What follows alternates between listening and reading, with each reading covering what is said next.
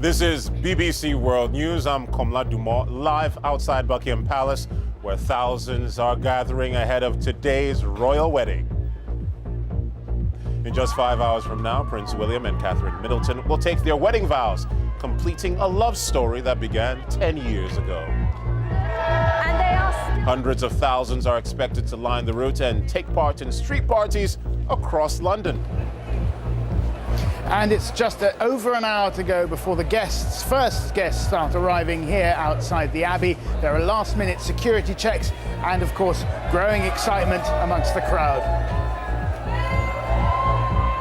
The rest of the world is also watching. Up to 2 billion people are getting set to tune in on television, making it the most popular event ever broadcast.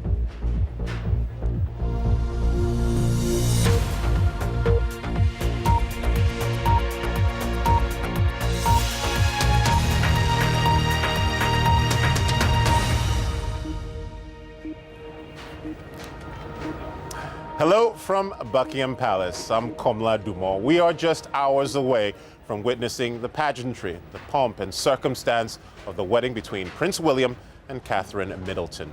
Thousands are gathering here outside the palace to soak up the atmosphere and to cheer on the future king and queen after their marriage ceremony at Westminster Abbey just about 4 hours from now. The expectation seems to grow with every passing hour, as do the crowds who spent sleepless nights nervous and excited about today's events. And what about the couple themselves? They've spent the night apart before becoming husband and wife, and the journey for Catherine Middleton from commoner to princess will be complete. Our royal correspondent Daniela Relf begins our coverage. Together for almost 10 years, a relationship conducted for much of the time in private. But today, Prince William and Kate Middleton will emerge onto the grandest of public stages as husband and wife and as future king and queen. Most grooms don't spend the night before their wedding like this. For Prince William, an impromptu walkabout with his brother outside Clarence House, to the amazement of thousands gathered on the Mall. The brothers spent around 15 minutes among the crowds. Prince William appeared genuinely at ease, no obvious sign of wedding nerves. He came over, shook the hands, gave us a few words. Yeah, he just came out of Clarence House to They kind of just see said everyone. a really nice hi, nice to meet you. So glad you guys are out tonight. Less than a mile away, his bride arrived at the Goring Hotel with her mother and sister, where she will spend her last night as a single woman. The welcome she received, a taster of what's ahead as a member of the royal family. Earlier, the Queen and Duke of Edinburgh hosted a drinks and dinner for foreign royals who are in London for the wedding. The groom's father, Prince Charles, and Camilla, Duchess of Cornwall, were here briefly, but left early to spend time with Prince William. The Prince of Wales had also met a number of Commonwealth leaders, here ahead of his son's big day. There's a real connection between Prince William and New Zealand, and so a lot of Kiwis will have a heightened interest as a result of that. And I mean, you know, Kate is a very beautiful young princess and is going to be, you know, a great asset to the royal family and great queen one day. The last-minute preparations have revolved around the rehearsals at Westminster Abbey. Kate's final visit before she walks down the aisle, a chance to practice with her young team of bridesmaids and pages. While the bride's dress remains the wedding's best-kept secret, the groom's outfit has been revealed. Prince William will wear the scarlet tunic of the Irish Guards, of which he is colonel. But he's currently serving in the Royal Air Force, so will wear his RAF wings to reflect that. 3 cheers for Will and Kate! Hip hip! The Abbey is now ready for its 16th royal wedding, a place inevitably filled with mixed emotions for Prince William. Here, as a teenager, he was at his mother's funeral. Today he will marry, with Diana's family watching alongside. There remains 2 significant pieces of information surrounding the wedding that we don't yet know. The couple may be given a new title by the Queen later this morning. And of course, at 11, we will finally see that wedding dress. Daniela Relf, BBC News.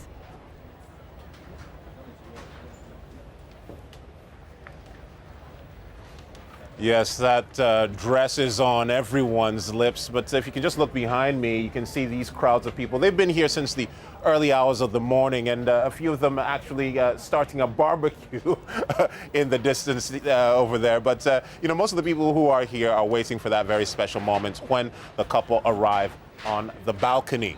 Now, they'll be in front of an estimated 500,000 people, and they will kiss in public for the first time as husband and wife. But the ceremony itself is just a little way away from here, about 2 kilometers away, at Westminster Abbey, where Gabriel Gates' house is. And I'm guessing, Gabriel, most of the people there, apart from the ceremony itself, they must be waiting to see that dress. Yes, 11 o'clock is the crucial time here, because, or at least just before 11, because that's when Kate Middleton is expected to arrive at this door of the Abbey here, the west door, in a Rolls Royce. And that, if all goes according to her plan, will be the first time the world catches a glimpse of this much talked about dress. We don't know the designer, let alone what it's going to look like. So lots of the people here are gathered here for that moment, and of course the moment just a little over an hour later, at just after 12, when Prince William and Kate Middleton exit the Abbey, leaving for the first time as husband and wife. But actually, the action will start here a little bit sooner than that, because the first guests are expected to arrive here in just a little bit over an hour's time. Members of the general congregation are going to be arriving at that door over there to the left of your picture, the great north door of the Abbey.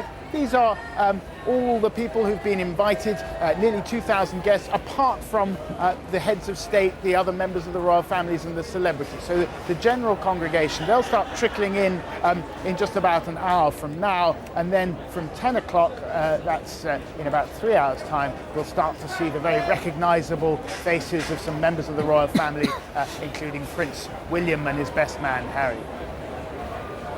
And I understand, and perhaps no surprise, of course, that it is a very internationally diverse crowd there at the Abbey. Yes, it is. I've just been walking along the crowd. There's a woman there, middle-aged woman there, with a sign saying, "Yes, I'm a crazy Canadian, I have no tent." I asked her how long she'd been there. She said she'd been there since Tuesday night, so that's 2 nights she's been camping out. I said, "Did you come here by accident? Did you not plan to?" She said, "No, I came over from Canada specially for the wedding, but I didn't realize that I would have to, start so early to stake out her patch." So when she came and she did her little recce, she realized she was going to have to start a little bit earlier than she anticipated. She said it's been quite an effort trying to keep her position, even though she's been here. But like many people, there are many tales of friendships being made and people helping each other out over the long, cold nights that they've been waiting here. Thanks very much, Gabriel. And, you're talking about, stalking. We had a gentleman over here a moment ago wearing a crown and holding up a sign saying, "I love you, Kate." Obviously, it's too late for him, but let's talk now to the BBC's Nick Hyam, who joins me from the Goring Hotel in central London and in Belgrave. Yeah, that's where Kate Middleton is probably, waking up now. Everyone, doing the makeup, all the things that happened before a wedding. She's, spent her last night as a single woman. Tell us what's going on over at your end. That's right, yes. It's a very exclusive hotel, the Goring 5-star, around 70 rooms, just over 100 years old, family run. The chairman, Jeremy Goring, is the great-grandson of the founder, and it's got a lot of connections with Buckingham Palace. It is apparently where the Queen hosts a staff party at Christmas time every year for people from Buckingham Palace. And if we just spin the camera around, you can see how close we are. That is the back wall of Buckingham Palace, the Royal Mews, the stables and the garages. And it's quite a popular place for people visiting the palace to stay, apparently. The King of Norway used to say he preferred staying at the Goring Hotel because he didn't have to share a bathroom with 5 other people as he did at Buckingham Palace. Now, Kate and her father will leave here at 9 minutes to 11 precisely local time today. That's about 4 hours. We had hoped that we might get a glimpse of the dress before she steps out of the car at Westminster Abbey, but you can see they put up that white awning across the front of the hotel and the steps down, so I frankly don't think we're going to see very much at all. We'll see her get into the car and she'll sweep past here but we won't be able to tell much about the dress. We may have seen the designer of the dress yesterday. A car drove in very fast at one point yesterday afternoon. An anonymous woman leapt out and literally ran into the hotel with her head swathed in what looked like a fur coat. Nobody could recognize her. We speculated about who that might be. We think it could conceivably be the dress designer. Otherwise, the family have been here all night. They hosted a party for friends, possibly a barbecue in the back garden. They've taken over virtually the whole hotel, and as you say, Kate's probably now waking up her last morning as a commoner, and we expect hairdressers, makeup artists and dress designers to be hard at work. Yes, they will be hard at work as we are covering this amazing event here at Buckingham Palace. The BBC's Chris Buckler now is at the stable yard on the Mall and joins us now. I can't emphasize more just how much this event has an international character. Is that visible where you are? Are you meeting people from around the world who've come just for this? So visible. I mean, in reality, when you take a look at the crowds here, I mean, they're looking for any excuse to cheer at any moment. And the reality is they've come from all over the world, particularly the Commonwealth, particularly America as well. And they are here and really enjoying a party atmosphere. I mean, behind me is Clarence House, and some of this crowd were the lucky enough ones to meet Prince William when he came out on an impromptu walkabout yesterday. And I mean, in reality, what they are here to do is to be a part of this wedding. That's what they really want. And I mean, you'll see British flags here, but the reality is a Welsh flag as well. But beyond that, you will see lots of other flags around the crowd. Canadian flags, South African flags, New Zealand, we've got America. And the truth is that they've all come here because this is a royal family that is known around the world. And of course, it's a wedding that will be watched around the world. And Nick was talking there about the nerves that might be at the Goring Hotel with Kate Middleton. Well, truthfully, there's probably a few nerves behind those gates inside Clarence House as well. This is the Prince of Wales' official residence, and Prince William and Prince Harry have spent the evening here. They will, of course, leave here, we reckon, in around 3 hours' time to make their way to the Abbey. And a chance again for this crowd to get a quick look at William before that wedding. And they will return here this afternoon. And at that stage, Prince William and Kate Middleton will be husband and wife. And they will be back here, and they are hoping for a great chance to see them at that stage. But of course, the most important moment for so many people up and down this mall, because it's worth just getting a sense of the huge numbers that have gathered here, because right the way down this street and right the way to Westminster Abbey, which is about a mile away, there are people gathered for a prime position to see some of that procession. But some of the best seats in the house are up towards Buckingham Palace, because later on this afternoon they will come out onto the balcony, and it's at that stage that they will see a kiss between Prince William and Kate Middleton. And of course, for anyone that has been following that love story that started back when they were at university at St Andrews in Scotland, that's the moment they want to see, the kiss so very special in this royal wedding. Thanks very much. And we have the perfect vantage point. The balcony is just over there. And of course, it'll be the kiss that'll be seen and heard around the world. Estimated 2 billion people expected to watch this wedding. And don't forget, you can find complete coverage of the royal wedding on our website. You'll find the latest news and features, including a chance to take a guided tour of the routes the couple will travel by carriage, the 1902 Landau, later today. And just about everything you need on the wedding will be there. Now, you're watching BBC World News. There's still a lot to come here from Buckingham Palace on today's royal wedding, including how millions of Americans are gearing up for a long night ahead in front of the television.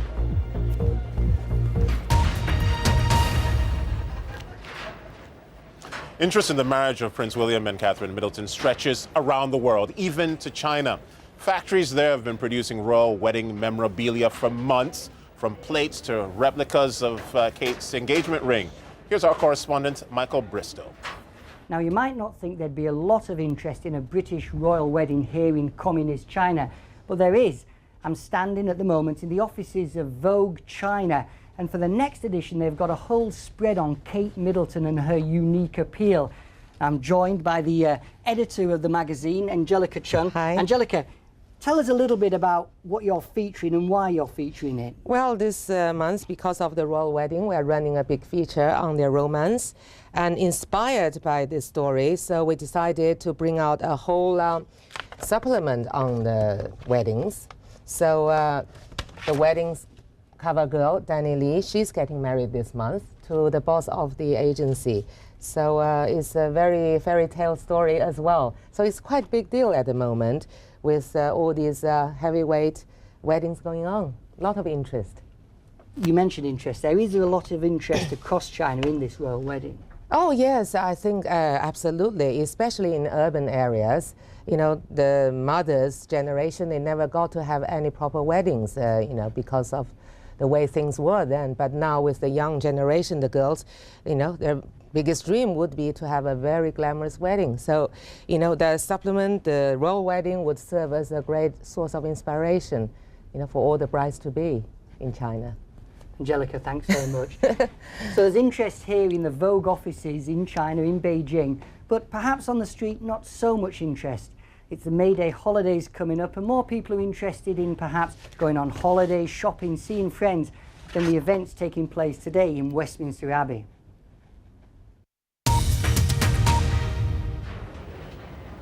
This is BBC World News. Here are the headlines. 6 hours from now, Prince William and Catherine Middleton will be taking their marriage vows. The love story that started at university as teenagers will soon be complete. Here in London, and they are still going strong. Points along the route from Buckingham Palace to Westminster Abbey. As many as 2 billion people are expected to watch the ceremony live on televisions across the globe. But you know, this event has not been without a bit of controversy, from the guest list to some of the names that are conspicuous by their absence. Let's go now to Whitehall, the centre of British government, just down the road from Westminster Abbey. It's from there that we're joined by our correspondent, Mike Sargent. Mike, explain to us, what is this controversy all about? Well, when the guest list for the wedding was announced, it did raise a few eyebrows, in addition to all those who've been invited by the couple and their families. Of course, there are lots of foreign dignitaries, about 200 diplomats and other officials, 50 heads of state. Now, among those coming to the wedding itself, representatives from countries such as Iran, North Korea, Zimbabwe, but particular focus on the Middle East. The Crown Prince of Bahrain decided not to attend, and all this week we had a lot of focus because of the situation in Syria. Now, the Syrian ambassador was given an invitation to the wedding, which was then withdrawn yesterday after discussions took place in the Foreign Office behind me, and ministers there decided it would be unacceptable for the Syrian ambassador to attend the wedding. That view was shared with Buckingham Palace. So his invitation was withdrawn, but now diplomats, politicians and officials are very keen to move on from those awkward diplomatic questions and focus on the wedding itself, and what is a very important day in terms of Britain's relations with the rest of the world. Mike, that may be the case, but one can't also run away from the fact that 2 former prime ministers are not invited as well. Yes, so that's the domestic political question surrounding this wedding, if you like. Of course, the Prime Minister, David Cameron, is there. One former Conservative Prime Minister, John Major, who's also very close to Prince William, will be in the Abbey. But no space among the 1,900 guests attending the wedding ceremony itself for former Labour Prime Ministers Tony Blair and Gordon Brown. Now, some Labour politicians have asked questions about that, but both Gordon Brown and Tony Blair issued statements yesterday saying it was absolutely not an issue for them. They were very relaxed about not being on the guest list, said it was a matter for the couple and their families, and wished them every happiness and success. Thanks very much, Mike Sargent there at Whitehall. The BBC's Sangeeta Maiska is at Westminster Abbey, joins us now. Sangeeta, I was just saying earlier on that in every culture, in every society, there's always a story of a prince and a princess coming together. Does that resonate with the people, the people from foreign countries that you're meeting over there at the Abbey? Yeah, come on, listen. Whether or not you're a royal fan, everybody loves a wedding. Let me take you to the extraordinary scenes here outside Westminster Abbey. These are some of the tens of thousands of people who are coming down to London today. We're expecting around 600,000. This is the road that takes you down towards Westminster Abbey on my left-hand side. Off in the distance, you can see the West Door. That's where the royal family will be entering to take their part in the ceremony. This is the North Door. This is where the non-royal guests will be. So the likes of Posh and Becks, Joss Stone, famously Kate Middleton's family newsagent and butcher. Let me show you this. This is Parliament Square. Behind, of course, iconic Big Ben. And just look at these crowds. They've been lining up, some of them, since last night. Everybody's cheering. There's a really good sense of celebration and a real commitment to being here and sharing in this very historic moment. Let me take you over to some people I've been talking to this morning. Need I say more, really?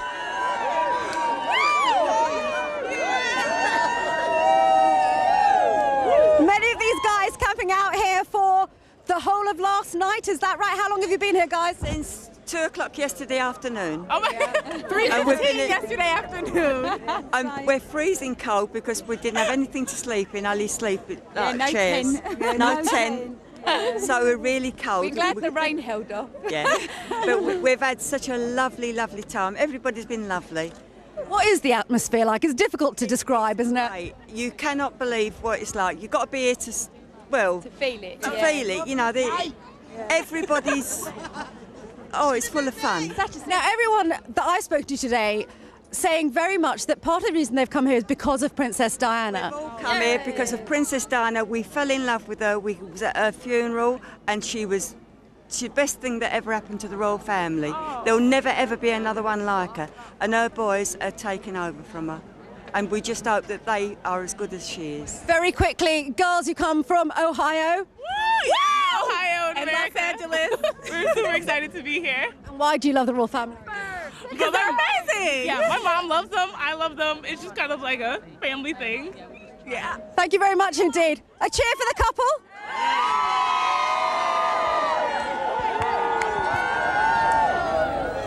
What more can I say? It's like this up and down the streets of London today. Extraordinary scenes here. Yes, it is going to be an extraordinary day, and I'm certain some of those cheers are for you as well, Sangeeta. Now, as you can see behind me here, a crowd is gathering, at Buckingham Palace. Some of them have been here since the early hours of the morning, and a few of them even have started barbecues and started cooking perhaps some Cumberland sausages or something like that. But, wherever you go, there's a lot of excitement, a lot of enthusiasm, and people have come, of course, from a great distance. The global audience on TV is expected to be far bigger than any other event prior to this. Now, some estimates say it'll be as high as 2 billion. Time zones may be against the Americans, but as you heard from Sangeeta and those folks from Ohio, they are going to watch the royal wedding. But US TV networks are going to be here, and they're providing blanket coverage, proving that they think their compatriots really want to watch this, and they probably do, of course. So as the nation that proudly broke free from Britain almost 250 years ago, getting excited by a royal wedding. Our correspondent Rajesh Merchandani now reports from Los Angeles. In Los Angeles, there's a little corner that's forever Britain. This traditional English pub is now bursting with pride. They're getting ready to host a royal wedding viewing party in the small hours of the morning. No alcohol at that time, but it hasn't deterred potential guests. People are starting to get really excited. The last 4 days, the phone hasn't stopped ringing off the hook about the event, where can we get tickets. It's really, it's very exciting, very exciting. And the public really are getting into it. This is, in fact, officially Brit Week in Los Angeles, and now the annual celebration has become a tribute to the wedding, for most anyway. Every single question I've had, down the line has been about that lovely young couple. It's tremendous. It's really good. What kind of a man gets up and watches a royal wedding? Is there a ball involved? No, then no, I won't be getting up early to watch it. Of course, Tinseltown hates to be upstaged, so this famous wax museum has a giant card for well-wishers to sign. Sorry to tell you, but your greetings won't reach them in time. Outside, there's also a big screen showing the coverage. It's right in the heart of Hollywood. So will people here stay up to watch? I feel like there's a history of interest in royal weddings too, with Grace Kelly and Diana, and it's something we're automatically going to be drawn to. I want to be a princess. To see something like that, it's going to be wonderful. It's going to be awesome. And I wish them all the best. And you're going to get up to watch it? Yes, yes, yes. Of course, the time difference here in Los Angeles presents something of a dilemma for those of us who need quite a lot of beauty sleep. The royal wedding coverage on television begins around midnight, so you may well be waving one of these. You might also need one of these. Rajesh Merchandani, BBC News, Los Angeles. So you can hear the enthusiasm here at Buckingham Palace. All these people gathered here waving the flag, waiting for the wedding of the decade, of the century, if you like. And there's much more on our royal wedding website. You're watching BBC World News special coverage.